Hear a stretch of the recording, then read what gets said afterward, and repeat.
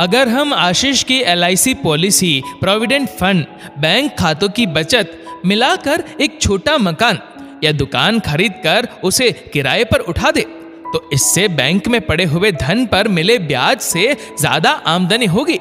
भविष्य में मकान का भाव भी बढ़ जाएगा।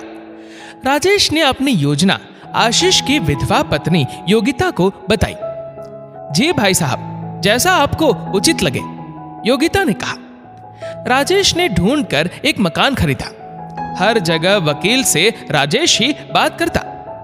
जहां जहां राजेश कहता, योगिता बिना किसी तर्क वितर्क के हस्ताक्षर कर देती। ऐसा नहीं था कि वह पढ़ी लिखी नहीं थी, उसको अपने भाई समान जेठ पर अत्यधिक विश्वास था, इसलिए उसने उन कागजों को पढ़ने की जरूरत नहीं समझी। अभी 6 महीने पहले 2 बच्चों की मां योगिता पर मानो कहर बरस पड़ा। उसकी बसी बसाई गृहस्थी उजड़ गई। योगिता का पति आशीष सुबह ऑफिस के लिए हंसते मुस्कुराते ये कहते हुए निकला कि शाम को जल्दी आऊंगा, तैयार रहना, हम शॉपिंग पर जाएंगे। आशीष तो नहीं आया, पर उसकी सड़क दुर्घटना में मौत की खबर आ गई। आशीष का परिवार अपने पुश्तैनी घर में अपने बड़े भाई राजेश के परिवार के साथ रहता था। योगिता और आशीष के 2 बच्चे थे। आशीष एक प्राइवेट कंपनी में जॉब करता था। अपनी 14-15 साल की नौकरी में उसने बच्चों के भविष्य के लिए थोड़ी बहुत बचत कर ली थी। आशीष की मृत्यु के बाद उसकी बैंक बचत, LIC पॉलिसी, प्रोविडेंट फंड की रकम मिलाकर मकान खरीदा गया। जो किराया आता उससे योगिता बच्चों की पढ़ाई लिखाई और उनकी जरूरत के खर्चे पूरा करती। घर खर्च की जिम्मेदारी राजेश उठाता। घर के सारे कामों की जिम्मेदारी का बोझ योगिता पर था। खाना बनाने से लेकर झाड़ू पोछा, कपड़े धोना, सब काम योगिता को ही करने पड़ते। इसके बदले उसे और उसके बच्चों को 2 वक्त की रोटी मिलती। जेठानी आभा ने तो घर की सभी जिम्मेदारियों को एक एक करके योगिता के कंधे पर डाल मुक्ति पाली थी। घर में जो एक कामवाली थी उसे भी हटा दिया गया। घर योगिता के स्वर्गीय ससुर जी का था, जिस पर दोनों भाइयों का बराबर का हक था। ऐसे ही समय गुजरने लगा। 7 साल तक तो योगिता को पता ही नहीं चला कि मकान किसके नाम है। योगिता ने 7 वर्ष बाद बच्चों की उच्च शिक्षा के लिए मकान बेचने का फैसला किया। उसे अपने बच्चों का भविष्य संवारना था।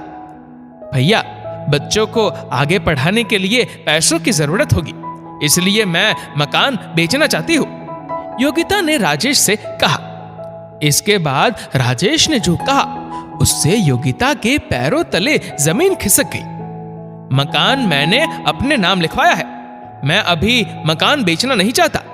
इतने सालों से तुम्हारी और तुम्हारे बच्चों की देखभाल कर रहा हूं। तुम लोगों को सामाजिक आर्थिक सुरक्षा दे रहा हूं। संरक्षक के अभाव में समाज में सम्मान के साथ जीना अकेली महिला के लिए मुश्किल होता है। मेरे रहते हुए तुम लोगों को किसी प्रकार की परेशानी नहीं झेलनी पड़ी। मकान पर मेरा हक तो बनता है, इसमें क्या बुराई है।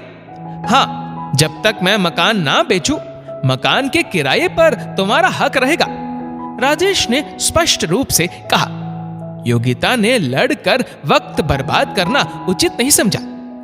उसका बेटा अपनी मेहनत और भगवान के आशीर्वाद से पहले ही प्रयास में सरकारी इंजीनियरिंग कॉलेज में प्रवेश प्राप्त करने में सफल हो जाता है। योगिता ने एजुकेशन लोन लिया और बच्चों को पढ़ाया। योगिता अचार पापड़ बनाने वाली फैक्ट्री में काम करने लगी। बेटा बेटी छोटे बच्चों को ट्यूशन पढ़ाकर मां को सहयोग करने लगे। योगिता के परिवार ने राजेश के परिवार से दूरी बना ली।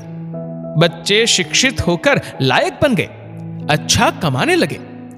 इधर राजेश की बेटी शादी के बाद ससुराल में जरा भी खुश नहीं थी। इतना दहेज देने के बाद भी ससुराल वालों द्वारा प्रताड़ित की जाती थी। राजेश के बेटा बहू भी आपस में निभा नहीं पाए और तलाक हो गया। राजेश की पत्नी बेटे और बेटी का दुख बर्दाश्त नहीं कर पाई और स्वर्ग सिधार गई। राजेश ने पैरालिसिस का मरीज होकर बिस्तर पकड़ लिया। आज योगिता जितनी सुखी है, उतना ही कष्टमय राजेश का जीवन व्यतीत हो रहा है। जिन बच्चों के लिए उसने छल कपट किया, अपने छोटे भाई का सब कुछ हड़प लिया, वही बच्चे अब उसे नहीं पूछते, बस बिस्तर पर पड़ा पड़ा अपने किए पर पछता रहा है। दोस्तों, मनुष्य अपने कर्मों का फल जरूर प्राप्त करता है, यही जीवन का परम सत्य है। इस वीडियो को लेकर आपकी क्या राय है, नीचे कमेंट करके जरूर बताइएगा। और अगर आपको वीडियो अच्छा लगा हो तो इस वीडियो को लाइक करेगा, शेयर करेगा ज्यादा से ज्यादा लोगों तक, और ऐसे ही और भी इंस्पिरेशनल वीडियोस के लिए सब्सक्राइब करें हमारे यूट्यूब चैनल को और फेसबुक पर फॉलो करें हमारे पेज को। धन्यवाद।